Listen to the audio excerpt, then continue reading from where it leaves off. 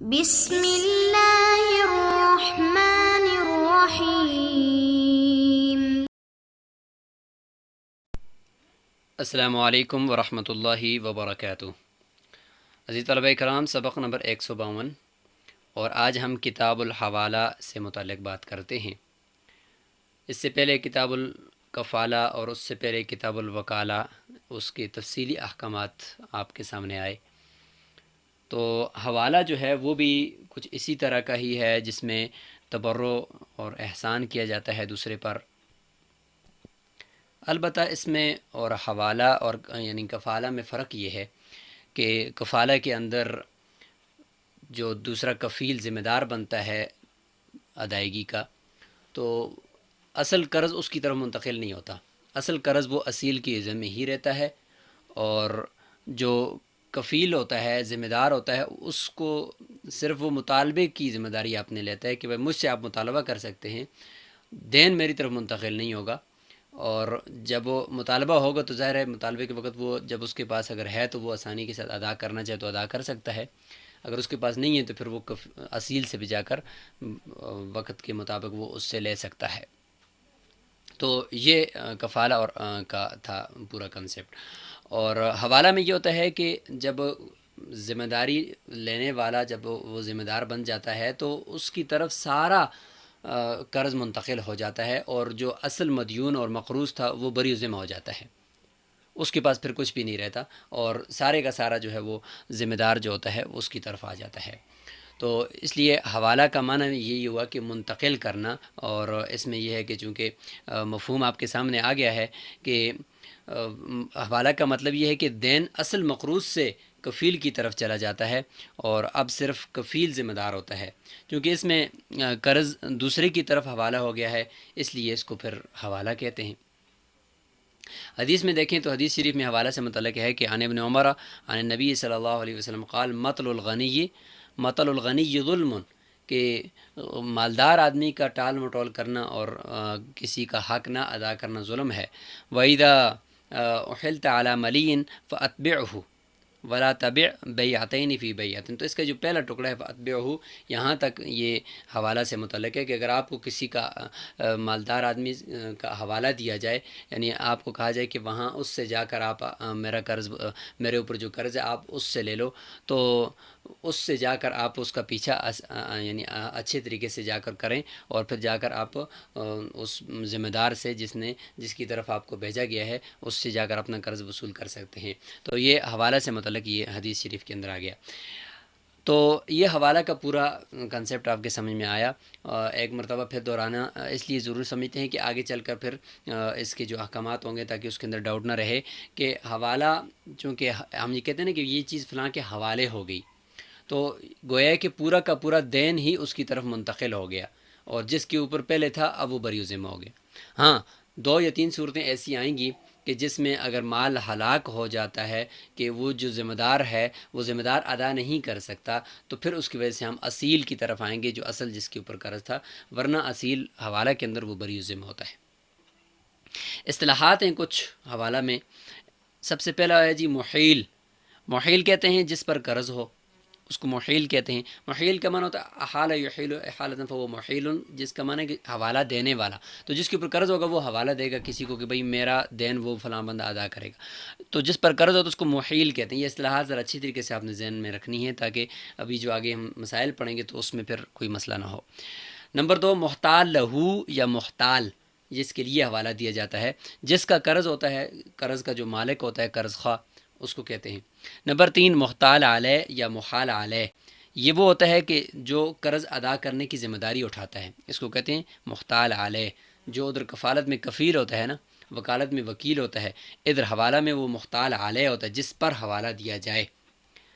ذمہ داری ڈالی جائے۔ اور چوتھے نمبر پر ہے محال بھی، وہ قرض اس کو محال بھی کہتے ہیں کہ جس چیز کا حوالہ دیا جاتا ہے تو اس کو کہتے ہیں۔ تو حوالہ میں مال ہلاک ہونے کی صورت میں جو حکم ہے کہ اگر مال ہلاک ہو رہا ہے کہ ذمہ دار جو محال علیہ ہے جس کو ہم نے ابھی نام دیا اس سے مال نہیں مل سکتا، تو پھر آپ نے وہ جا کر اصیل سے لینا ہے۔ اگر وہ ہلاک ہونے کا کوئی خدشہ نہیں ہے، اگر محال علیہ ادا کر رہا ہے تو پھر اسی سے ہی لینا ہے، پھر اصیل جو ہے وہ بری ذمہ ہے۔ اس سے متعلق یہ حدیث ہے، آگے چل کر جب ہم سبق پڑھیں گے اور اس جگہ تک پہنچیں گے تو پھر ہم اس حدیث کی تشریح بھی کر دیں گے۔ تو کتاب الحوالہ، تو حوالہ کا لغوی معنی آپ کے سامنے آ گیا، جس کا معنی ہوتا ہے منتقل کرنا۔ تو اصطلاحی معنی ہو جائے گا کہ تحویل الدین من ذمت الاصیلی الی ذمت المختال علیہ۔ یہ نیچے اگر آپ دیکھیں تو یہ تعریف آپ کے سامنے یہاں پہ لکھی ہوئی نظر آ رہی ہے کہ تحویل الدینی یعنی دین کو منتقل کرنا، من ذمت الاصیلی الی ذمت المختال علیہ، یعنی اصیل کے ذمے سے محال علیہ یعنی ذمہ دار اس کے ذمے کی طرف دین کا منتقل ہو جانا، علی سبیل التوثق بھی، اس کے اوپر یعنی اعتماد کرتے ہوئے۔ تو یہ ہے گیا، اور لغوی معنی اس کا ہو گیا نقل الشیء من محل الی محل آخر، ایک محل سے دوسرے محل کی طرف چیز کا منتقل کرنا۔ تو یہ اس کا لغوی معنی ہو جائے گا۔ تو باقاعدہ شروع کرتے ہیں اور انشاءاللہ اسی کے ضمن میں جو مسائل آئیں گے ان کو دیکھیں گے۔ الحوالۃ جائزۃ، حوالہ سے متعلق یہ وصف شرعی ہو رہا ہے۔ ہم اس پورے کتاب کو شروع کرنے سے پہلے اس کا ایک خلاصہ ایک نظر میں دیکھ لیتے ہیں، اس کے بعد پھر ہم اس کو شروع کرتے ہیں۔ تو یہ پوری کتاب الحوالہ کے اندر ہم 5 چیزیں پڑھیں گے۔ سب سے پہلے الوصف الشرعی، دوسرے نمبر پر اس کی حوالہ کی کچھ شرائط ہوں گی، اور تیسرے نمبر پر اس کا حکم بیان کیا جائے گا، اور چوتھے نمبر پر اور 5ویں نمبر پر 2 اہم مسائل اس حوالہ میں ہوتے ہیں وہ ذکر کیے جائیں گے۔ پہلا مسئلہ یہ ہے کہ النزاع بین المحیل والمختال علیہ فی اطلاق الحوالۃ و تغییر، یعنی محیل یعنی جو مقروض تھا اور مختال علیہ یعنی جس نے ذمہ داری اٹھائی ادا کرنے کی، ان دونوں کے درمیان اختلاف ہو جائے۔ ایک نے کہا کہ یہ تو حوالہ ہے اور دوسرا کہتا ہے کہ نہیں حوالہ یعنی مطلقاً حوالہ ہے، اور وہ کہتے ہیں نہیں یہ مقید حوالہ تھا۔ تو اس کا انشاءاللہ آگے آئے گا، کیونکہ حوالہ کی 2 قسمیں ہیں، ایک حوالہ مطلق ہے اور ایک مقید ہے۔ مطلق جس میں کسی قسم کی کوئی شرط نہیں ہوتی اور کوئی ذکر نہیں ہوتا، اور مقید وہ ہوتا ہے کہ جس میں یہ محیل کہتا ہے کہ میرے جو آپ کے اوپر پیسے ہیں وہ آپ میرے فلاں قرض خواہ کو دے دو، تو اس طریقے سے وہ کہہ رہا ہوتا ہے، اس کو مقید کہتے ہیں۔ تو مقید اور مطلق میں آپس میں اختلاف ہو گیا، تو اس کو ذکر کریں گے۔ اور 5واں مسئلہ ہے کہ جس میں محیل اور مختال لہو جس کا قرض ہے تو اس کے درمیان اختلاف ہو جاتا ہے حوالہ اور وکالت کے اندر۔ محیل کہے گا کہ بھئی میں نے آپ کو یعنی حوالہ دیا تو وہ کہے گا نہیں آپ نے تو مجھے وکالت، اس طریقے سے یہ اختلاف ہو رہا ہوگا۔ اور آخر میں انشاءاللہ ہم ہونڈی کا کاروبار جو منی آرڈر ہے اس کو بھی انشاءاللہ ہم دیکھیں گے۔ تو وصف شرعی یہ ہے جی کہ الحوالۃ جائزۃ بالدیون، کہ حوالہ جائز ہے قرضوں کے بدلے میں، یعنی قرضوں کا حوالہ بالدیون، عین چیز کو حوالے تو نہیں کیا جا سکتا چونکہ دین ایک وصف شرعی یعنی ایک شرعی حق ہے اور وہ سامنے نظر آنے والی چیز نہیں ہے، ذمے میں واجب ہے، ٹھیک ہے، وہ واجب شرعی ہے، کوئی حصی نہیں ہے، تو اس کا منتقل ہونا بھی وہ محتال علیہ کی طرف، اصیل سے محتال علیہ کی طرف، وہ بھی ایک شرعی طور پر ہو رہا ہوتا ہے، سامنے حصی طور پر وہ دین منتقل نہیں ہو رہا ہوتا۔ جبکہ عین چیز جو ہوتی ہے تو ظاہر ہے کہ عین چیز کو جب تک آپ حصن سامنے نظر آتے ہوئے ایک آدمی سے دوسرے آدمی کی طرف منتقل نہیں کرو گے تو وہ تو منتقل ہوتی ہی نہیں ہے، اس کو آپ کس طریقے سے کہیں گے کہ بھئی یہ اس کے پاس منتقل ہو گئے۔ لہٰذا مقروض جو محیل ہے اس سے دین کا منتقل ہونا محتال علیہ کی طرف وہ شرعی طور پر ہو رہا ہے، حصی طور پر نہیں ہو رہا، تو اس لیے وہ دین ہی ہو سکتا ہے جو حصی طور پر تو نہیں ہو سکتا، شرعی طور پر جو کسی کے ذمے میں ایک ذمے میں واجب ایک بوجھ تھا وہ منتقل ہو گیا ہے دوسرے آدمی کی طرف، تو وہ نظر آنے والی کوئی چیز نہیں ہے۔ تو اس لیے فرمایا کہ دیون کے اندر ہی یہ انتقال ہو سکتا ہے، منتقل ہو سکتا ہے، یہ حصی کوئی عین چیز کے اندر یہ نہیں ہو سکتا حوالہ۔ وتصح برضاء المحیل، یہ شرائط بیان ہو گئی ہیں کہ حوالہ صحیح کب ہوتا ہے، تو کہتے ہیں کہ سب سے پہلے محیل کی رضامندی ضروری ہے، محیل یعنی جو مدیون ہے مقروض ہے اس کی رضامندی ضروری ہے۔ تو اس کی رضامندی اس لیے ضروری ہے کہ ظاہر ہے کہ اس کے اوپر قرض ہے، تو بعض مرتبہ لوگ کہتے ہیں کہ یار میں اپنا قرض میں خود دوں گا، میں کسی اور کو کیوں کہوں، تو وہ اس طریقے سے خفت محسوس کرتے ہیں، تو وہ خود ادا کر رہے ہوتے ہیں، تو اس لیے دوسرے کو وہ اپنی جگہ پہ نائب یا ذمہ دار نہیں بناتے، تو اس لیے اس کی رضامندی بھی ضروری ہے کہ وہ راضی ہے یہ ذمہ داری اگلے بندے کی قبول کرنے کا پر یا نہیں۔ والمحتال، مختال لہو یعنی جس کا قرض ہے، اس دائن کی رضامندی بھی ضروری ہے کہ کیا پتہ وہ محیل جو مقروض ہے اس سے تو لے سکتا تھا قرض، لیکن اگلا بندہ جو ابھی اس کی ذمہ داری اٹھا رہا ہے مختال علیہ، کیا اس سے وہ وصول نہ کر سکتا ہو، تو اس لیے اس کی رضامندی ضروری ہے۔ والمختال علیہ، مختال علیہ یعنی وہ ذمہ داری قبول کرنے والا جس نے یہ کہا ہے کہ میں دے دوں گا اس کی جگہ پر پیسے، جس کی طرف سارے کا سارا دین منتقل ہو جائے گا، تو اس کی رضامندی بھی ضروری ہے۔ کیا پتہ اس کے پاس کچھ ہو ہی نہ، اور مجبوری طور پر اس کو مجبور کیا جائے کہ تم ذمہ داری لو، تو پھر تو یہ حوالہ درست نہیں ہوگا۔ یہ ہو گیا۔ اس میں یہ جو محیل ہے اس کی رضامندی ضروری قرار نہیں دی گئی مفتبی قول کے مطابق۔ ظاہر ہے کہ اس کی طرف سے ایک بندہ اگر تعاون اس کے ساتھ کر رہا ہے تو ٹھیک ہے، اس نے اگر بعد میں تعاون کرنے والے یہ مختال علیہ نے اگر اس کی طرف سے دے دیا تو یہ مختال علیہ کو دے دے جو پیسے اس نے دائن کو دینے تھے، تو اس لیے اس کی رضامندی کوئی بنیادی طور پر شرط نہیں ہے، البتہ مختال لہو کی رضامندی اور مختال علیہ کی رضامندی ضروری ہے۔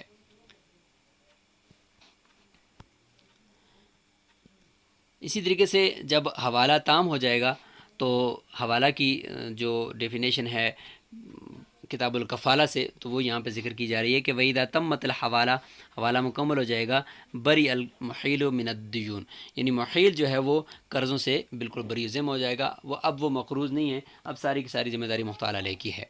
وَلَمْ يَرْجِعِ الْمُحْتَالُ لَهُ عَلَى الْمُحِيلِ، یہ اسی کا فائدہ بیان کرنے کے فائدہ اس کا پھر یہ ہوگا کہ مختال لہو جس کا قرضہ ہے وہ محیل پر جا کر رجوع نہیں کرے گا، ہاں الا ان یتوی حقہ، الا یہ کہ اس کا حق جو ہے وہ ہلاک ہونے کا خدشہ ہو، اگر مال کے ہلاک ہونے کا خدشہ ہو کہ مختال علیہ نہیں دے سکتا یا وہ انکار کر جائے، تو ان صورتوں میں پھر جا کر وہ اپنا قرضہ اصیل سے لے سکتا ہے۔ اچھا، ہلاکت، اب امام ابو حنیفہ رحمۃ اللہ علیہ کے نزدیک ہلاکت جو ہے وہ دو طرح سے ہو سکتی ہے، اور صاحبین کے نزدیک تین طرح سے ہو سکتی ہے۔ دیکھیں اس کو، وَالتَّوَا، اور ہلاکت مال کا ہلاک ہونا، عند ابی حنیفہ، امام ابو حنیفہ رحمۃ اللہ کے نزدیک، بِأَحَدِ الْأَمْرَيْنِ، دو کاموں میں سے کسی ایک سے ہوگا۔ اما، سب سے پہلا کام تو یہ ہوگا کہ یجحد الحوالۃ، مختال علیہ جس کے اوپر ذمہ داری ڈالی گئی تھی اس نے انکار کر دی کہ بھئی میں نے تو کوئی ذمہ داری نہیں اٹھائی، حوالہ کا مجھے پتہ ہی نہیں ہے ذمہ داری، اور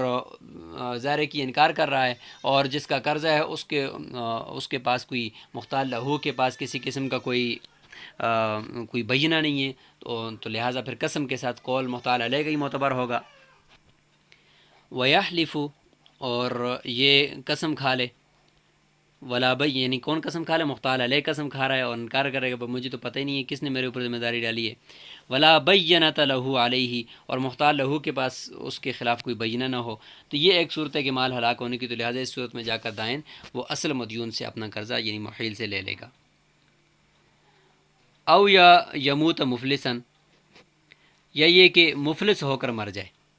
یعنی امام ابو حنیفہ فرماتے ہیں کہ ایک صرف آدمی کا مفلس ہونا، اس سے قرض ہلاک ہونے کا کوئی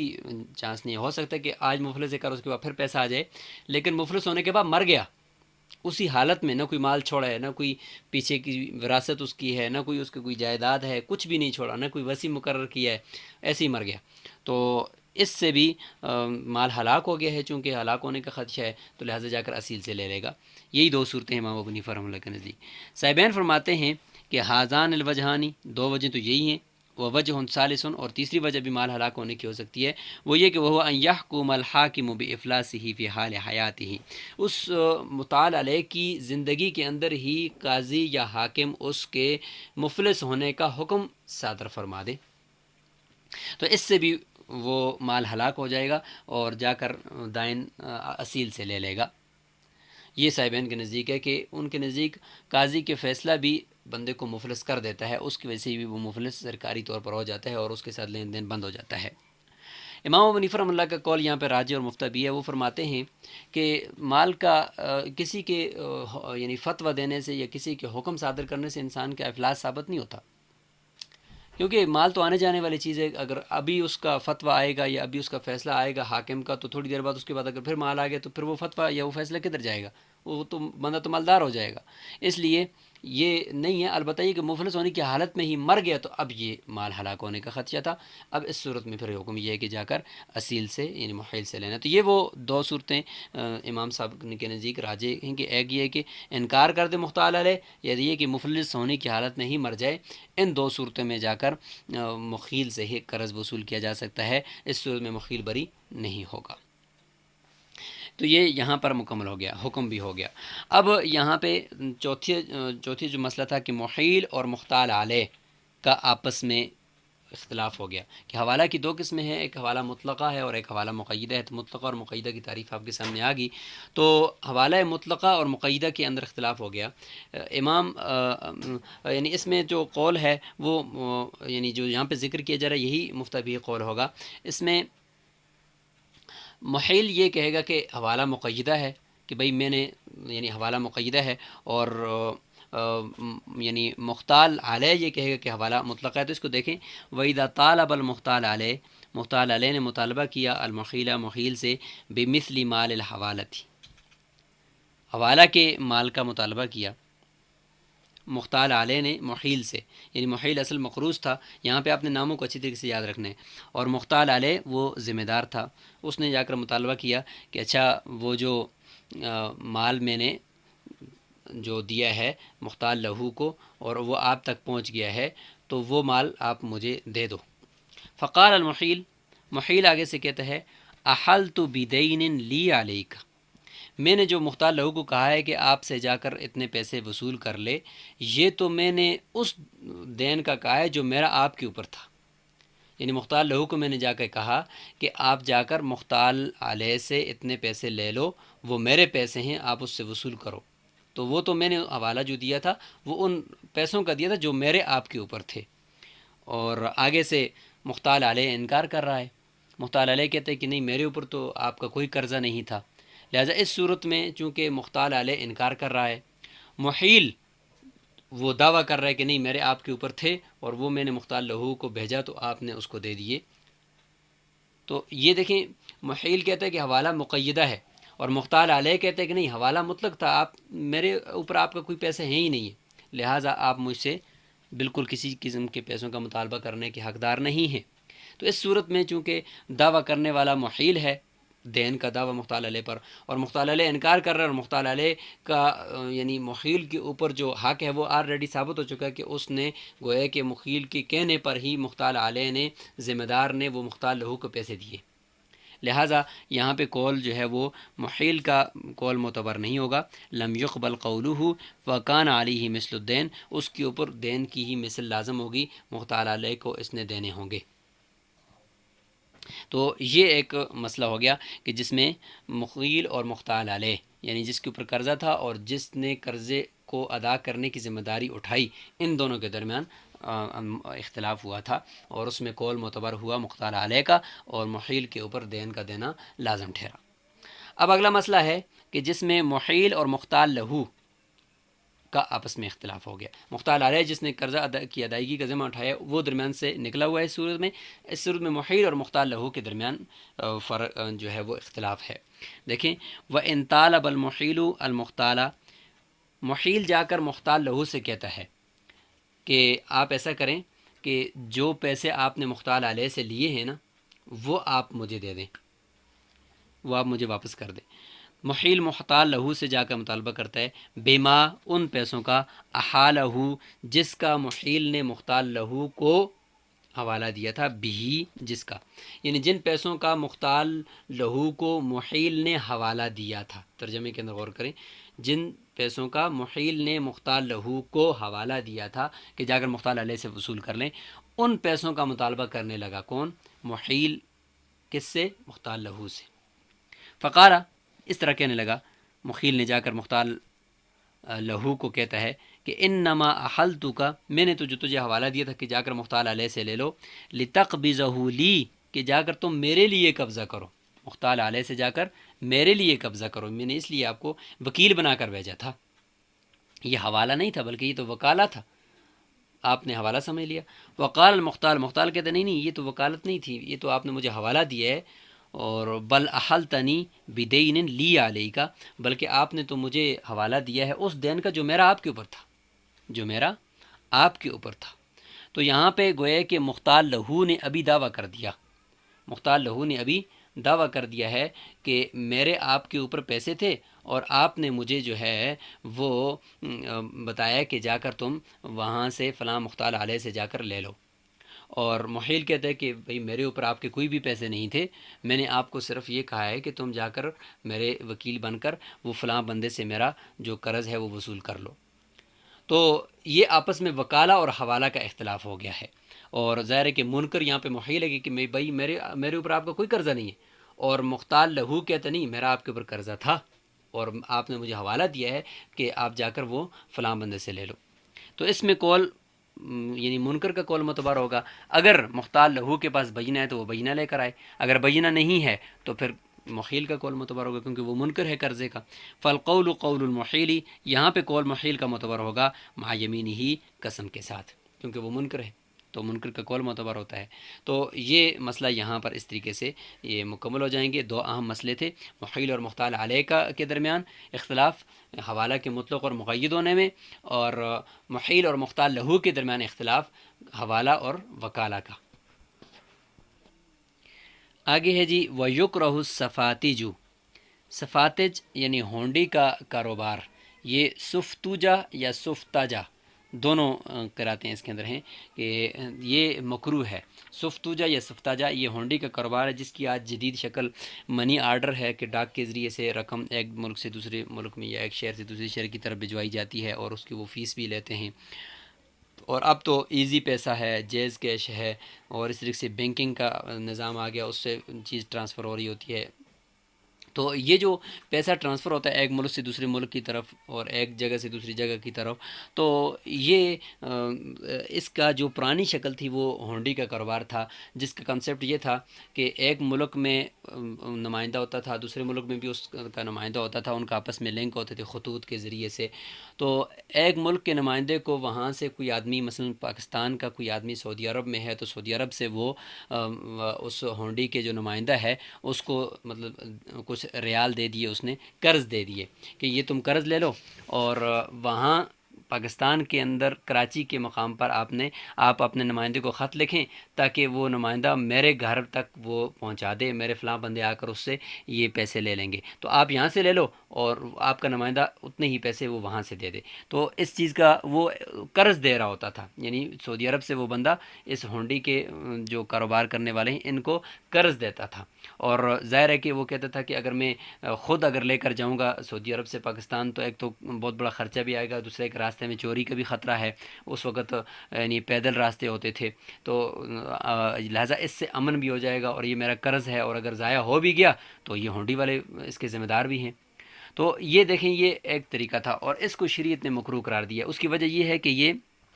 اس میں یہ ہے کہ قرض ہے اور اس سے نفع اٹھا رہا ہے۔ نفع کیا ہے؟ راستے کا امن، کہ راستے میں چوری ہونے سے بچ جائے گا اور ڈائریکٹ جو ہے وہ پہنچ جائے گا کراچی تک، اور یہ اس کا نمائندہ ہے اور یہاں کراچی اس کا دوسرا نمائندہ ہوگا اور وہ کراچی سے وصول کر لے گا، اور اگر ضائع ہو گیا تو یہ خود ذمہ دار ہے۔ تو اب یہ دیکھیں قرض ہے اور اس سے یہ نفع اٹھایا جا رہا ہے، تو اس لیے حدیث میں آتا ہے کہ کل قرض جر نفعا فہو ربا، کہ ہر وہ قرض جو نفع کو کھینچے وہ سود ہوتا ہے، اس لیے یہ ہونڈی کے کاروبار کو ناجائز اور مکروہ قرار دیا گیا۔ وہو قرض،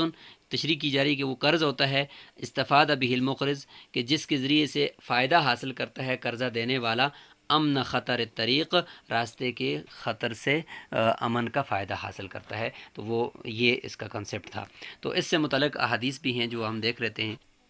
ہونڈی کے کاروبار کے مکروہ ہونے پر، کہ حضرت زینب رضی اللہ عنہ فرماتی ہیں کہ رسول اللہ صلی اللہ علیہ وسلم نے مجھے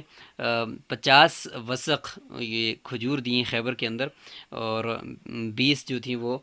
جو تھی، تو مجھے دی، تو میرے پاس عاصم بن عدی تشریف لائے، فرمانے لگے کہ آپ مجھے یہاں دے دو اور میں آپ کو مدینہ کے اندر اسی کے برابر میں وہ دے دوں گا۔ تو اس کا یعنی وہ قرض لے رہے تھے کہ آپ مجھے یہاں قرض دے دو اور میں مدینہ میں آپ کو دے دوں گا، تو انہوں نے فرمایا کہ میں حضرت عمر رضی اللہ عنہ سے پوچھ لوں پھر اس کے بعد آپ کو دے دوں گی۔ تو حضرت عمر نے فرمایا کہ یہ ایسا نہ کریں، لا تفعلی، کیونکہ فکیف لکی بالزمانی فیما بین ذالک، یعنی اس میں تو پھر یہ کہ قرض دے رہی ہو اور اگر ہلاک ہو گئے تو پھر ضامن بھی وہ خود ہوں گے، اس لیے فرمایا کہ یہ ایسا کرنا مکروہ ہے۔ تو اسی سے متعلق یہ دوسری حدیث تھی کہ ابھی جو آپ کے سامنے پڑے گی کہ انہ قال کل قرض جر منفعۃ فہو وجہ من وجوہ الربا۔ البتہ اس میں ایک جائز صورت بھی ہے، وہ یہ ہے کہ یہ منی آرڈر کے اندر بھی، کہ اس کو ہم چونکہ عموم بلوہ ہے اور بہت زیادہ یہ عام ہو گیا ہے اور پرانے زمانے میں بھی تھا، اس کو ہم یہ کہیں کہ قرض نہ دے اس کو یہ نہ کہے کہ یہ قرض ہے، بلکہ اس کو ویسے ہی دے دے، کوئی شرط نہ لگائے کہ یہ قرض ہے اور یہ تم لے لو، نہیں، بلکہ یہ کہتے کہ یہ تم پیسے لو اور اپنے نمائندے کو بتاؤ کہ کراچی میں میرے فلاں رشتہ دار کو وہ دے دے۔ تو اس میں اگر قرض نہیں ہے تو اگر مال ہلاک ہو گیا تو وہ ذمہ دار بھی نہیں ہوں گے، یہ والی شرط اگر نہیں لگائی جاتی قرض کی تو پھر یہ درست ہو سکتا ہے، ورنہ یہ پھر مکروہ ہو جائے گا۔ اس کے علاوہ اس کی جدید صورتیں ابھی نکل آئی ہیں، اس کے الگ احکامات ہیں جو یہاں بالتفصیل ذکر کرنے کی ضرورت نہیں، انشاءاللہ بڑی کتب کے اندر آپ ان کو دیکھ لیں گے۔ اور اس سے متعلق جو ابھی ہم نے کہا تھا کہ حوالہ میں مال ہلاک ہونے کی صورت میں جو اصیل کی طرف رجوع ہوتا تھا، تو اس سے متعلق یہ حدیث آپ کے سامنے آ گئی۔ عن الحکم ابن عتبہ ہے، قال، فرماتے ہیں کہ لا یرجع فی الحوالۃ الی صاحبہ حتی یفلس او یموت، یہ دو صورتیں ہیں، یا تو مفلس ہو جائے اور مفلس ہونے کے ساتھ وہ مر جائے اور اس نے کچھ بھی نہ چھوڑا ہو، تو اس صورت میں جو ہے وہ مال جا کر آگے اصیل سے دائن جا کر لے سکتا ہے۔ تو یہ اس سے متعلق یہ حدیث ہے۔ السلام علیکم ورحمۃ اللہ وبرکاتہ۔